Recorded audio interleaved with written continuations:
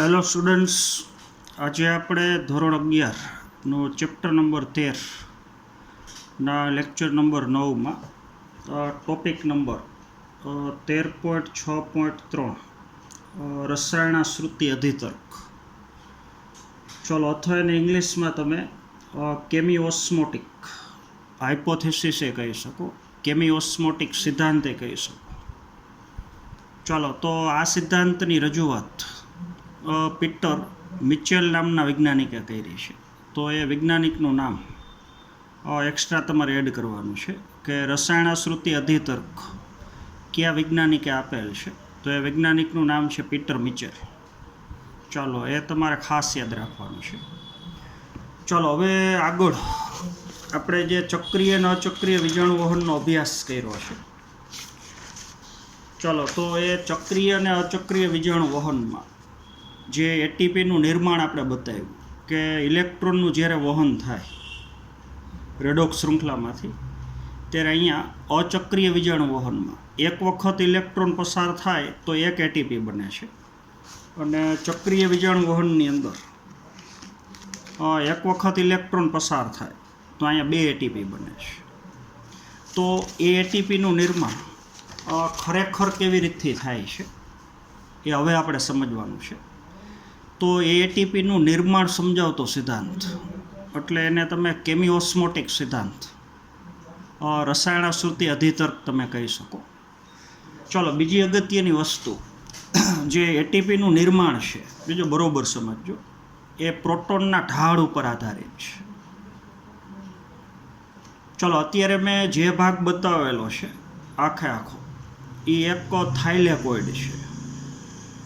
આપણને ખબર છે હરિતકણ, જો બરોબર તમારે સમજવાનું છે.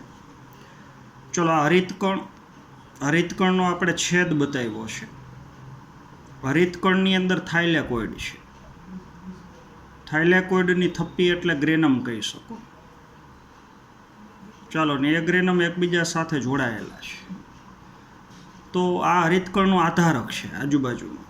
એટલે થાઇલેકોઇડની આજુબાજુમાં જે પ્રવાહી છે આ બધું એ હરિતકણનો આધારક છે. તો કોઈ પણ એક થાઇલેકોઇડ, હું જે પેન ફેરવું છું એ તમારે જોવાનું છે, એક થાઇલેકોઇડને આપણે મોટું કરીને બતાવ્યું છે. અને થાઇલેકોઇડના પટલની અંદર તમને ખબર છે આ થાઇલેકોઇડનો અવકાશ છે અંદર, અને ફરતી બાજુ થાઇલેકોઇડનું પટલ છે. તો એ પટલની અંદર 2 પ્રકારના રંજક દ્રવ્ય તંત્ર PS1 ને PS2 એ આ પટલમાં ગોઠવાયેલા છે. ચલો, તો એક થાઇલેકોઇડને આપણે બહાર મોટું કરીને બતાવ્યું છે. અને પછી એટીપીનું નિર્માણ પ્રોટોન ઢોળાંશને અનુસરીને કેવી રીતથી થાય છે એ ઘટના આપણે સમજવાની છે. ચલો, હવે પ્રકાશ સંશ્લેષણમાં જો આપણે એટીપીનું નિર્માણ પ્રોટોન ઢોળાંશ ઉપરથી સમજતા હોય, બીજો તો બરોબર સમજવાનું છે. આ થાઇલેકોઇડ છે, તો આજુબાજુનો અવકાશ તો આ જે બધો ભાગ છે એ હરિતકણનું આધારક છે.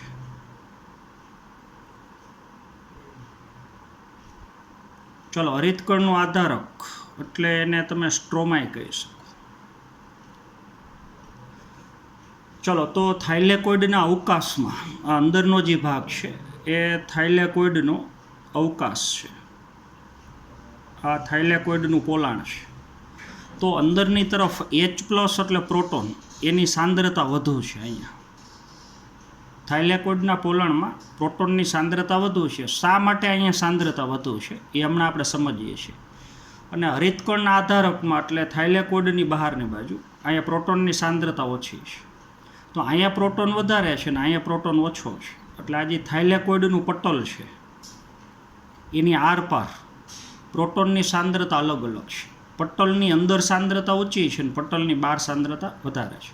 તો થાઇલેકોઇડ પટલની આરપાર પ્રોટોન ઢોળાંશ રચાય છે. તો પ્રોટોન અત્યારે વધુથી ઓછા તરફ વહન પામે છે અને ત્યારે એટીપીનું નિર્માણ થાય છે. તો આવું પ્રોટોન ઢોળાંશનું નિર્માણ થવાથી એટીપીનું નિર્માણ થાય છે. એ સિદ્ધાંત આપણે સમજવાનો છે. તો પ્રકાશ સંશ્લેષણની ક્રિયામાં જે પ્રોટોન ઢોળાંશ છે એ થાઇલેકોઇડના પટલની આરપાર પથરાયેલો છે. પણ આપણે શ્વસનની વાત કરતા હોય આગળના ચેપ્ટરમાં, પછી આપણે સમજવાનું છે. થોડુંક તમને આગળ આપ્યું છે તો ત્યાં કણાભસૂત્રની અંદર આ પ્રક્રિયા થતી હોય. તો કણાભસૂત્ર તમને ખબર છે, બેવડા પટલવાળી અંગિકા છે. ચાલો, તો કણાભસૂત્રમાં 2 પટલ છે, એક બહારનું પટલ ને એક અંદરનું પટલ. આખું કણાભસૂત્ર. ચલો, અંદરનું પટલ તરંગિત છે, આ ભાગ, અને આ બહારનું પટલ છે. આ બાહ્ય પટલ, આ અંતઃપટલ, અને 2 પટલની વચ્ચેનો અવકાશ, તો એને કહેવાય આંતરપટલ અવકાશ. તો આટલો ભાગ આપણે સેજ બાજુમાં મોટો કરીને બતાવીએ છીએ. ચાલો, આ બાહ્ય પટલનો એક ટુકડો આટલો બતાવશો આપણે સીધો કરીને. આ બાહ્ય પટલ. ચાલો, પછી આ જે ભાગ છે તરંગિત, એ અંતઃપટલ, એને આપણે સીધો કરીને બતાવીએ છીએ. તો આ એનું અંતઃપટલ. ચાલો, તો આ જે બધો ભાગ છે આ એ કણાભસૂત્રનો આધારક છે. તો શ્વસનની ક્રિયામાં જ્યારે પ્રોટોન ઢોળાંશ ઉપરથી એટીપી બનતા હોય, તો આંતરપટલ અવકાશ છે જે ત્યાં પ્રોટોનની સાંદ્રતા વધુ હોય, અને કણાભસૂત્રના આધારકમાં પ્રોટોનની સાંદ્રતા ઓછી હોય. તો એમાં ઓની જેમ જ એટીપેજ ઉત્સેચક અહીંયા આપણે જે બતાવેલું છે, તો અહીંયા એટીપેજ ઉત્સેચક થાઇલેકોઇડના પટલમાં છે, અને અહીંયા એટીપેજ ઉત્સેચક એ કણાભસૂત્રના અંતઃપટલમાં છે. તો અહીંયા પ્રોટોન ઢોળાંશ એટલે કે પ્રોટોનનું એકત્રીકરણ 2 પટલની વચ્ચેના અવકાશમાં એટલે આંતરપટલ અવકાશમાં થાય છે. તો આંતરપટલ અવકાશમાંથી પ્રોટોન કણાભસૂત્રના આધારકમાં જ્યારે આવે ત્યારે અહીંયા એડીપી પ્લસ પી થઈ અને એટીપી બને છે. તો પ્રકાશ સંશ્લેષણ હોય કે શ્વસન હોય, બેયમાં એટીપીનું નિર્માણ એ પ્રોટોન ઢોળાંશ ઉપર આધારિત છે. એક જગ્યાએ પ્રોટોન વધુ હોય ને એક જગ્યાએ પ્રોટોન ઓછો હોય. આમાં થાઇલેકોઇડના અવકાશમાં પ્રોટોન વધારે હોય અને હરિતકણના આધારકમાં પ્રોટોન ઓછો હોય. તો પ્રોટોન થાઇલેકોઇડના અવકાશમાંથી એટીપેજ દ્વારા હરિતકણના આધારકમાં આવે ત્યારે એટીપી બને છે. ચલો, શ્વસનની ક્રિયામાં આંતરપટલ અવકાશમાં પ્રોટોન વધારે હોય, અહીંયા પ્રોટોનનું એકત્રીકરણ થયું હોય, ત્યારે પ્રોટોન વધુથી ઓછા તરફ એટલે કે આંતરપટલ અવકાશમાંથી કણાભસૂત્રના આધારકમાં આવે ત્યારે એટીપી બને છે. ચાલો, તો આ થિયરી આપણે આગળના ચેપ્ટરમાં શ્વસનમાં ભણવાની છે.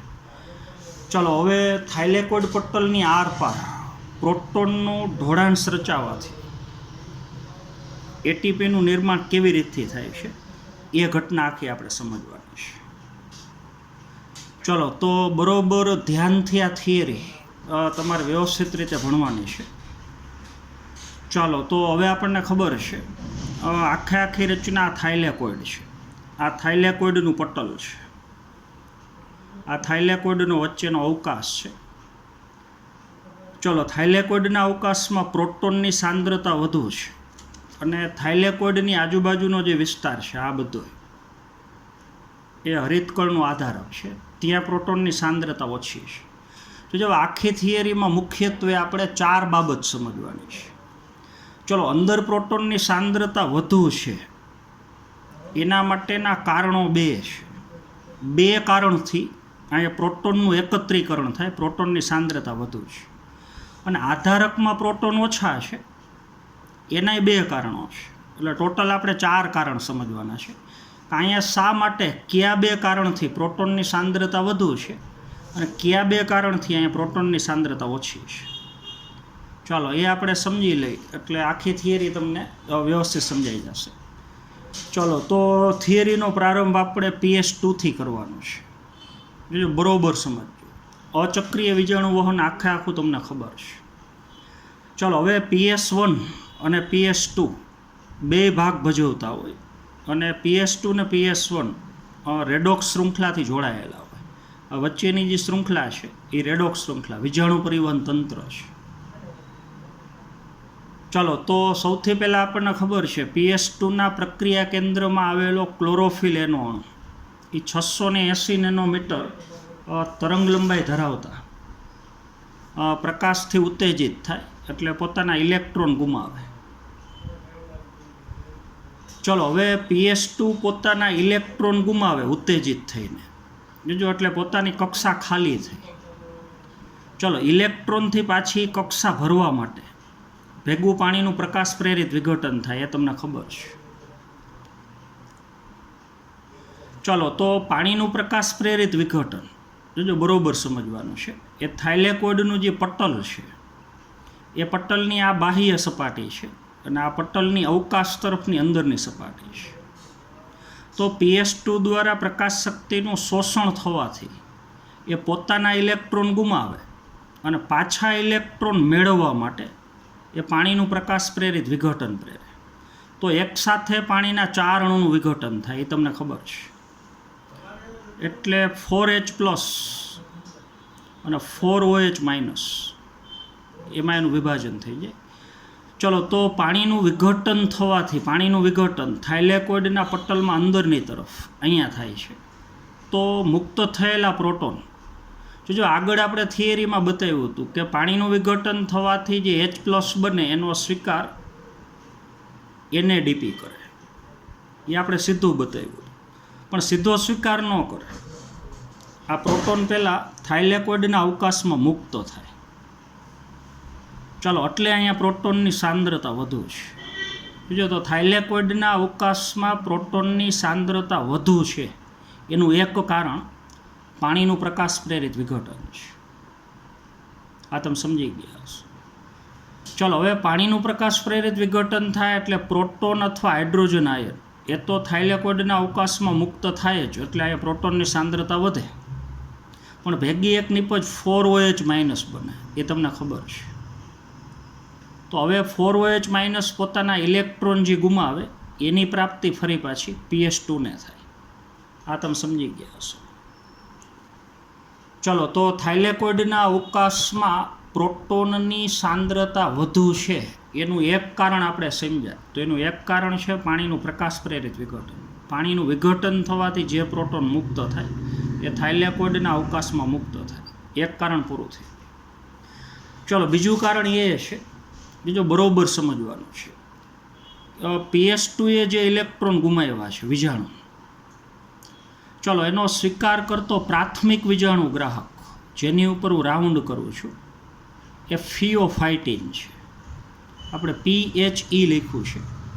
તો PS2 જે ઇલેક્ટ્રોન ગુમાવે ક્લોરોફિલ એનો અણુ, એનો સૌપ્રથમ સ્વીકાર કરતું દ્રવ્ય ફિયોફાઇટીન છે, પ્રાથમિક વિજાણુ ગ્રાહક.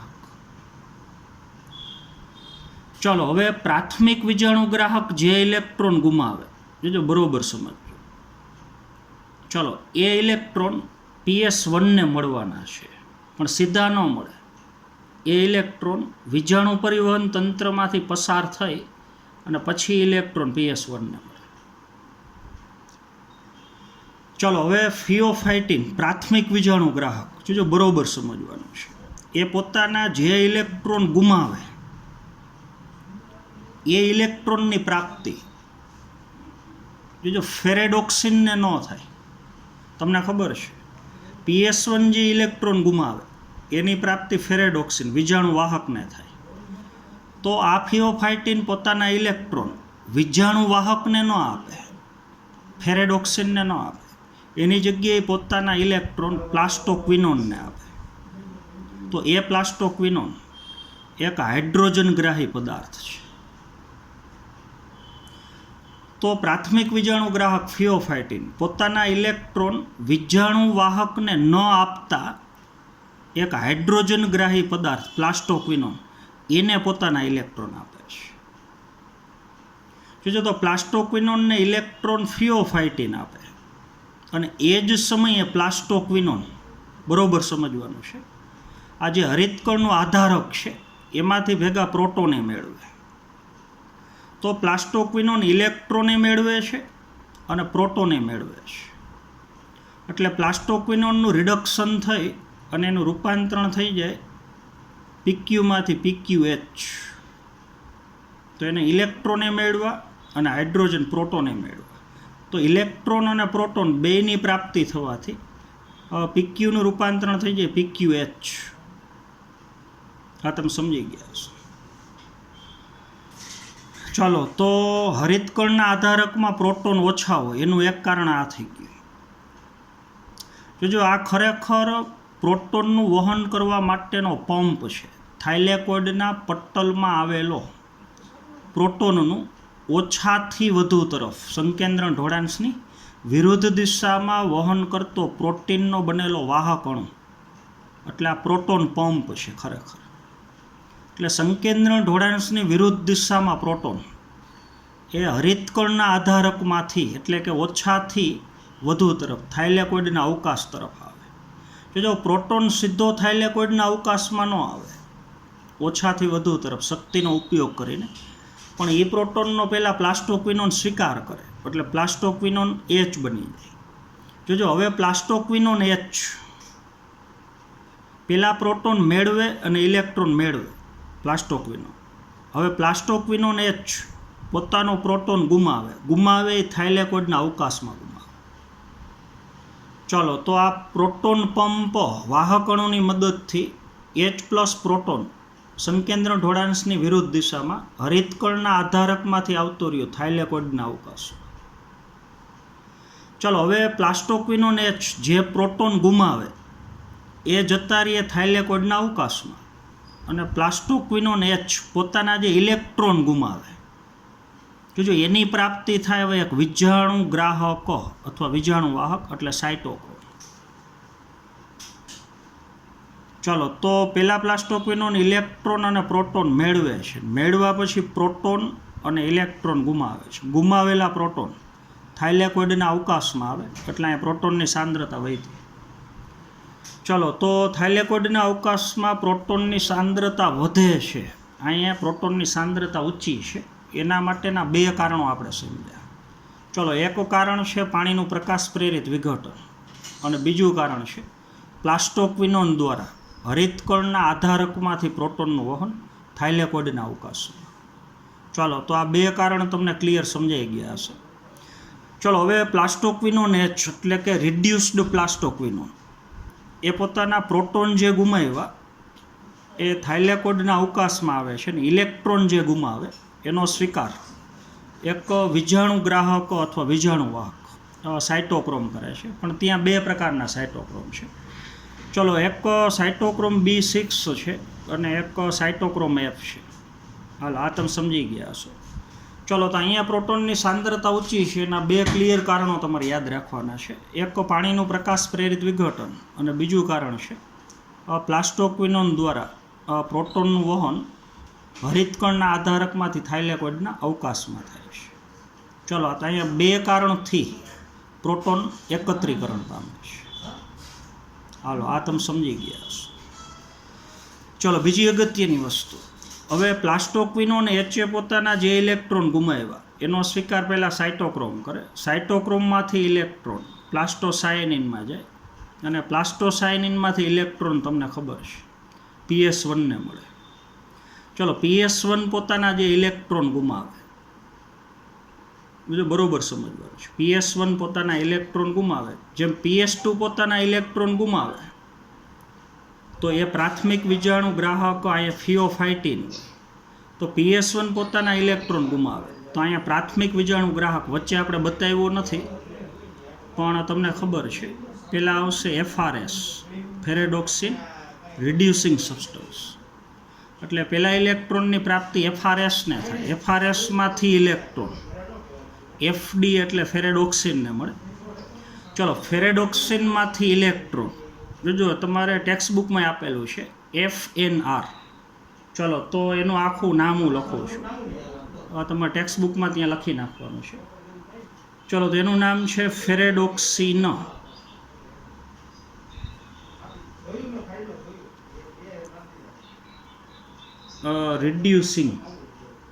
ફેરેડોક્સિન વચ્ચે એડ કરવાનું NADP રિડક્ટેસ. ચાલો, તો FNRનું નામ છે ફેરેડોક્સિન એટલે F, NADP એટલે N, અને રિડક્ટેસ એટલે R. એ એક પ્રકારનો ઉત્સેચક છે.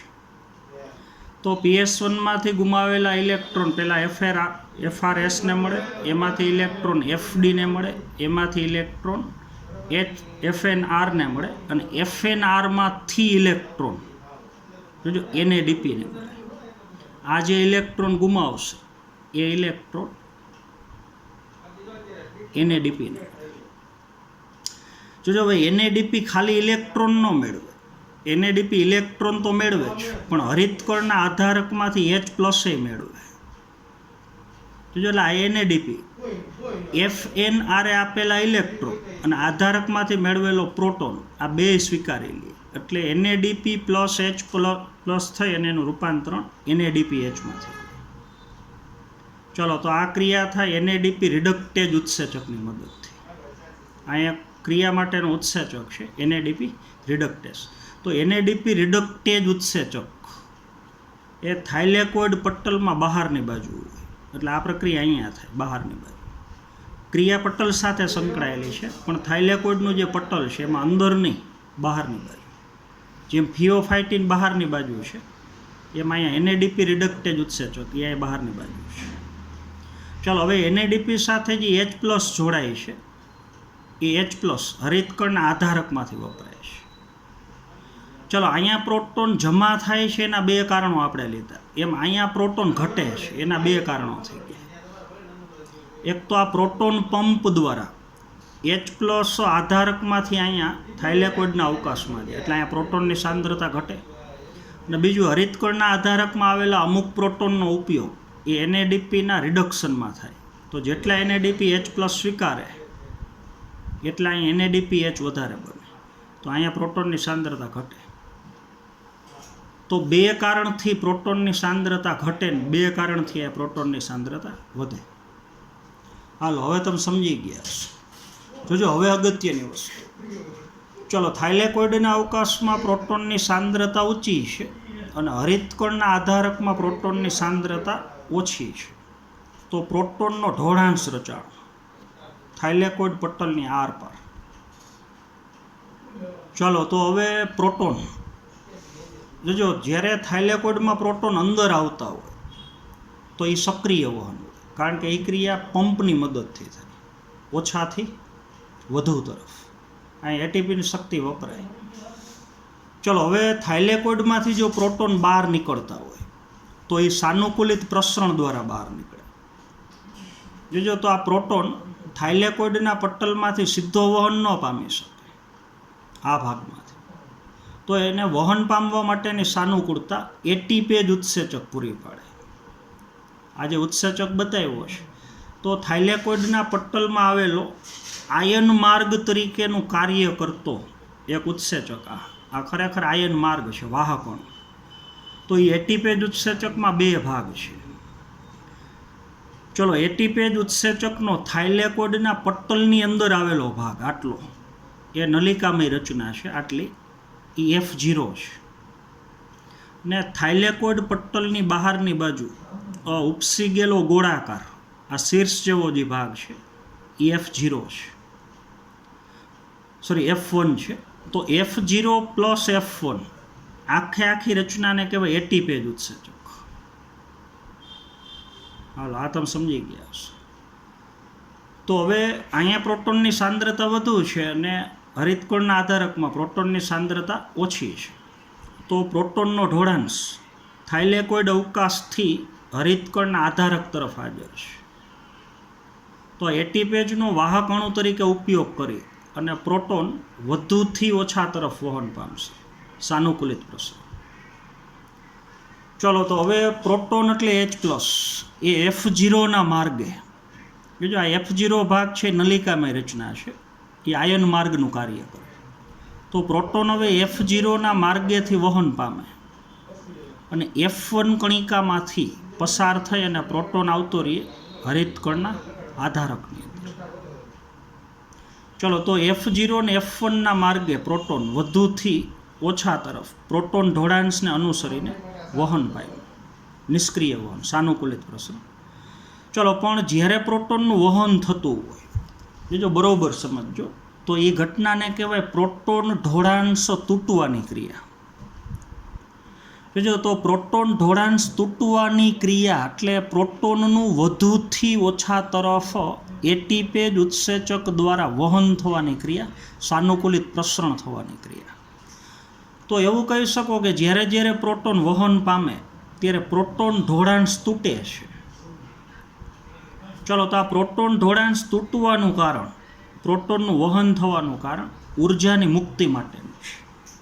ચલો, તો જ્યારે પ્રોટોન F0ના માર્ગેથી F1માંથી પસાર થઈ અને વધુથી ઓછા તરફ આવતો હોય અથવા પ્રોટોનનું જ્યારે વહન થતું હોય ત્યારે ઉર્જા મુક્ત થાય.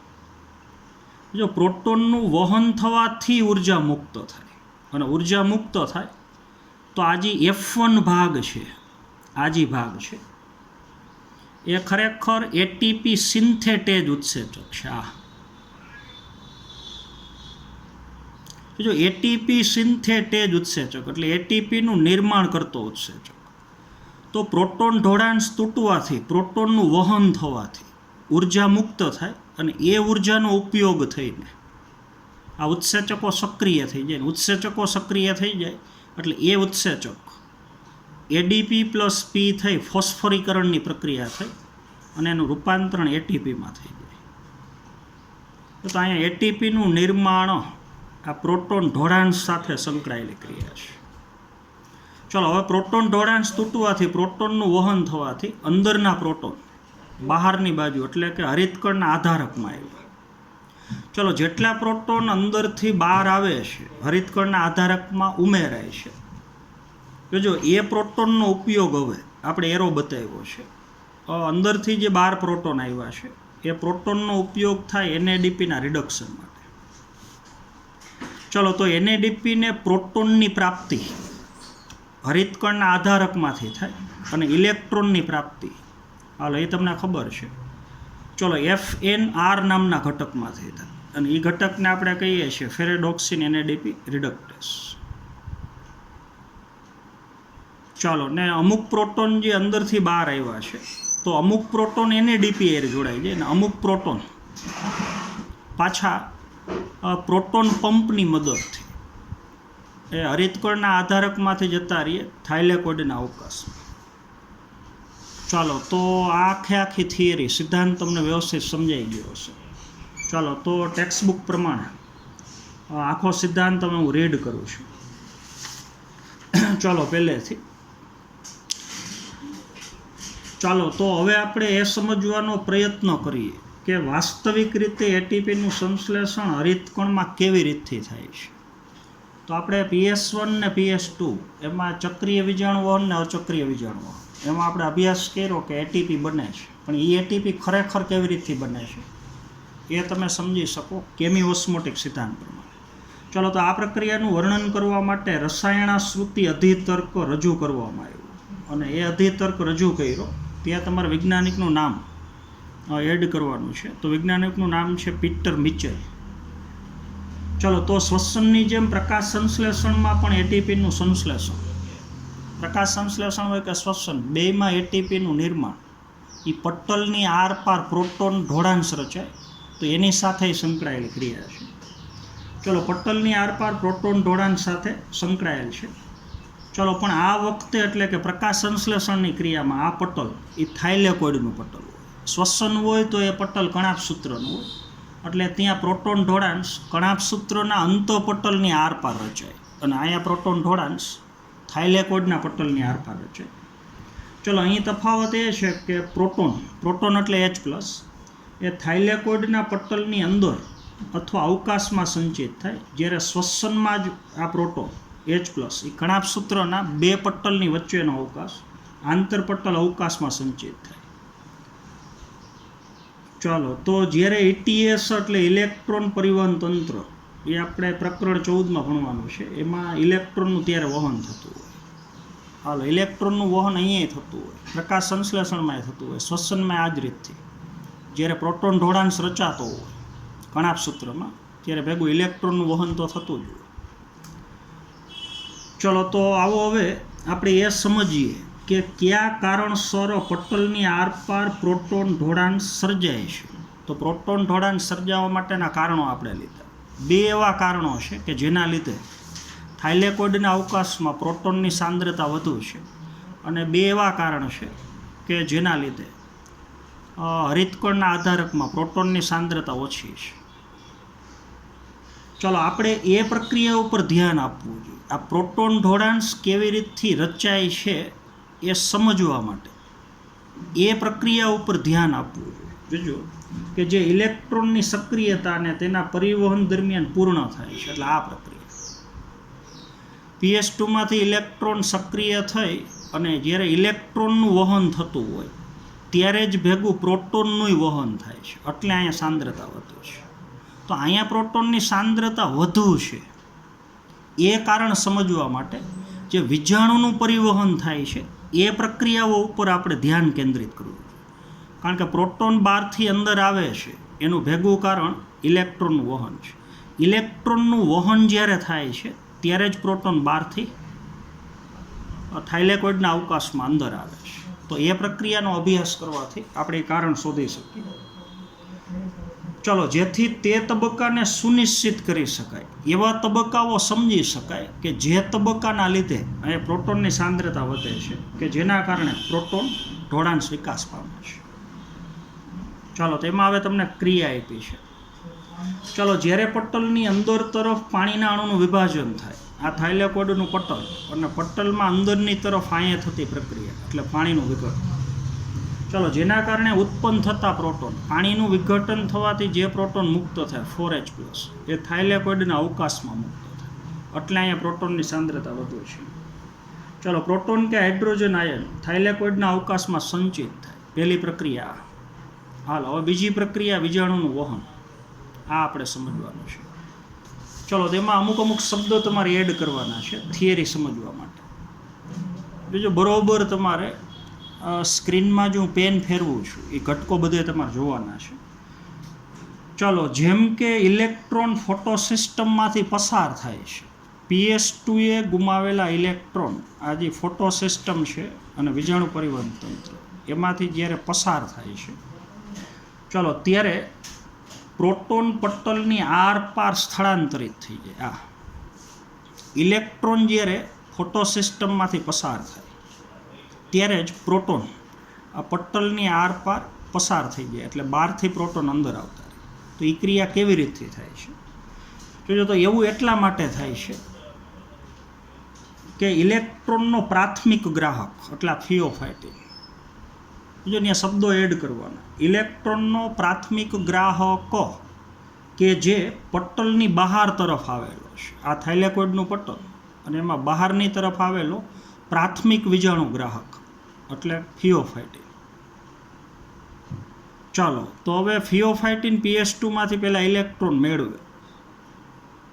જોજો, તેના પોતાના ઇલેક્ટ્રોન એટલે થિયોફાઇટિન હવે પહેલાં ઇલેક્ટ્રોન મેળવે ને પછી ગુમાવે એ વિજાણુ વાહકને ન આપે, પણ એક હાઇડ્રોજન ગ્રાહી પદાર્થ એટલે પ્લાસ્ટોક્વિનોનને આપે.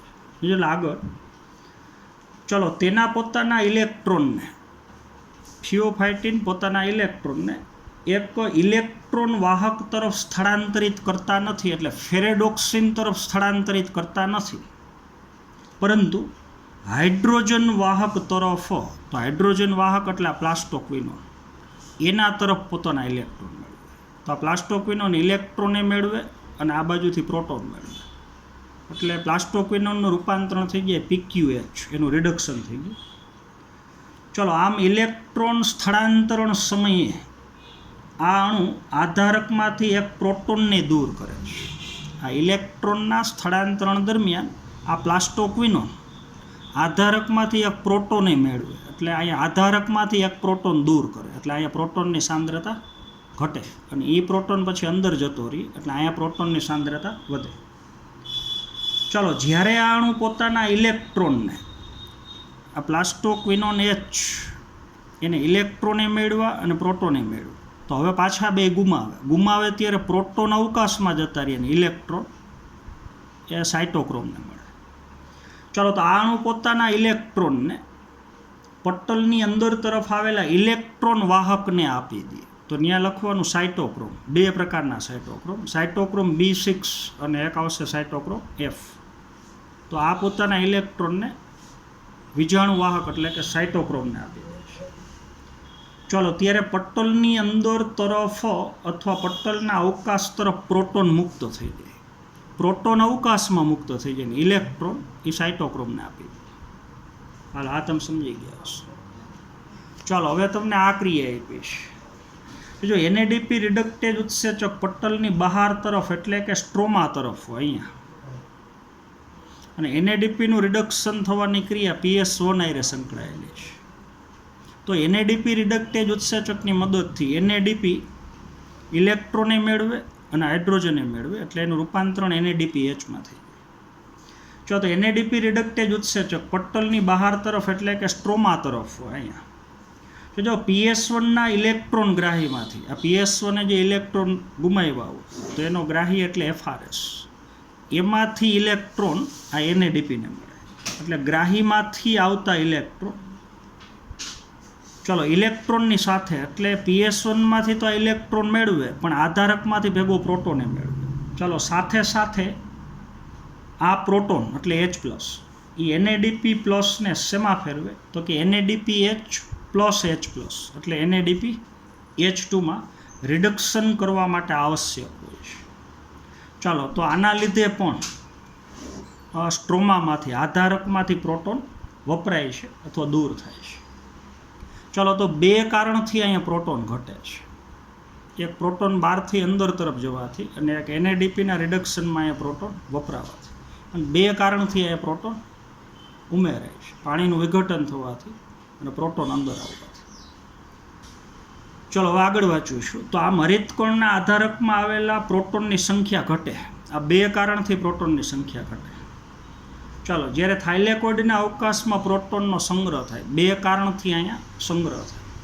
ચાલો આ રીતે થાઇલેકોઇડ પટલની આરપાર, આ થાઇલેકોઇડનું પટલ એની આરપાર ચાલો એક પ્રોટોન ઢોળાંશ ઉત્પન્ન થાય. અહીંયા પ્રોટોન વધુ હોય ને અહીંયા પ્રોટોન ઓછો હોય. ચાલો હવે અહીંયા પ્રોટોન જમા થાય H+, એટલે પોલાણની pHમાં નોંધનીય ઘટાડો થાય. અહીંયા માધ્યમ એસિડિક થઈ જાય, કારણ કે અહીંયા પ્રોટોનની સાંદ્રતા એકદમ ઊંચી છે. ચાલો હવે આપણા માટે પ્રોટોન ઢાળ એટલો રસપ્રદ કેમ છે? આ પ્રોટોનનું ઢોળાંશ રચાવાનું કારણ છે એટલું રસપ્રદ કેમ છે? તો પ્રોટોન ઢાળ એટલા માટે મહત્વપૂર્ણ છે કારણ કે ઢોળાંશ તૂટવાથી અથવા પ્રોટોનનું વહન થવાથી ઉર્જા મુક્ત થાય, ને ઉર્જા મુક્ત થાય તો અહીંયા ADPમાંથી ATP બને. ચાલો કારણ કે ઢોળાંશ તૂટવાથી ATP ઉત્પન્ન થાય. જો પટલમાં આવેલા ATP સિન્થેટેજો, આ જે ઉત્સેચક છે એ ATP સિન્થેટેજ અથવા એને ATPજ કહી શકો. ચાલો એ પાર પટલ માર્ગ, પાર પટલ એટલે પ્રોટોનને આ પારથી આ પાર પસાર થવા માટેનો માર્ગ બનાવે. એમાં ખાસ કરીને એનો F0 ભાગ. જો CFO એવું લખ્યું છે. C એટલે ક્લોરોપ્લાસ્ટ, ક્લોરોપ્લાસ્ટ એટલે હરિતકણ, તો એના ઉપરથી આગળ CFO અને અહીંયા લખવાનું CF1. ચલો તો પટલમાં આવેલા ATP સિન્થેટેજ, આ જે ઉત્સેચક છે એ પ્રોટોનને પસાર થવા માટેનો માર્ગ બનાવે. પાર પટલ માર્ગ એટલે CF0ના માધ્યમથી ચલો પટલની અંદરની તરફથી બહાર તરફ એટલે અવકાશમાંથી આધારક તરફ પ્રોટોનનું વહન થઈ જાય. ચલો પ્રોટોનની ગતિશીલતાને કારણે આ ઢોળાંશ તૂટે છે. તો જ્યારે જ્યારે પ્રોટોનનું વહન થાય તો એ ઘટનાને કહેશું પ્રોટોન ઢોળાંશ તૂટવાની ક્રિયા. ચલો ATP સિન્થેટેજ ઉત્સેચક બે ભાગ ધરાવે છે. આ ATP સિન્થેટેજ એના બે ભાગ છે.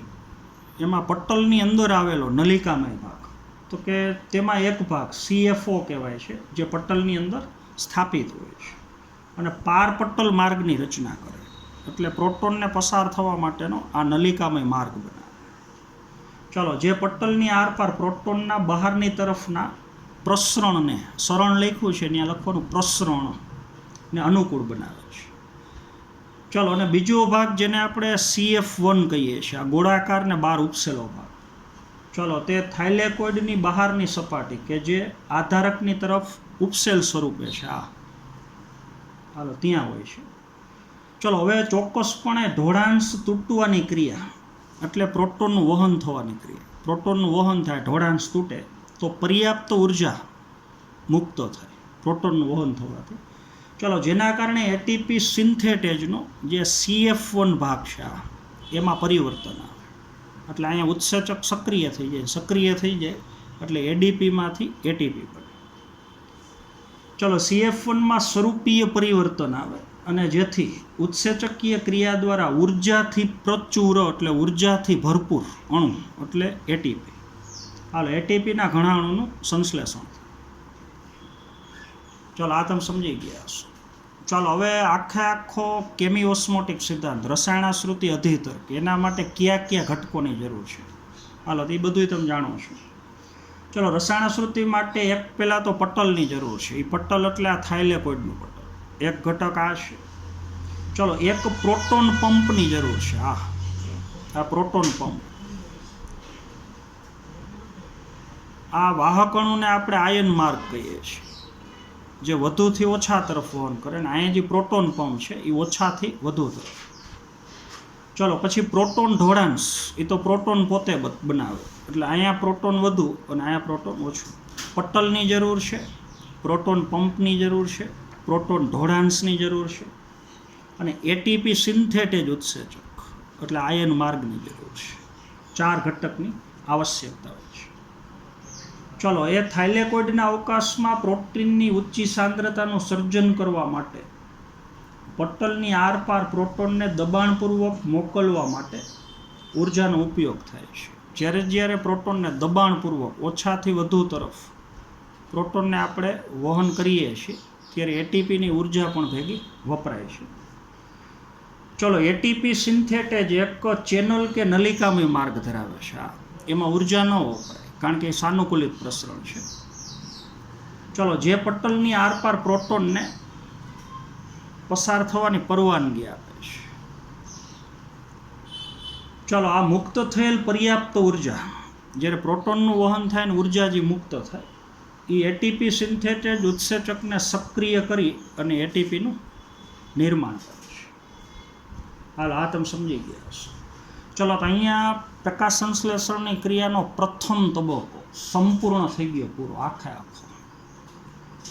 જોજો તો હવે આપણને ખબર છે પ્રકાશ સંશ્લેષણની ક્રિયાના પ્રથમ તબક્કાની 3 નિપજ થઈ.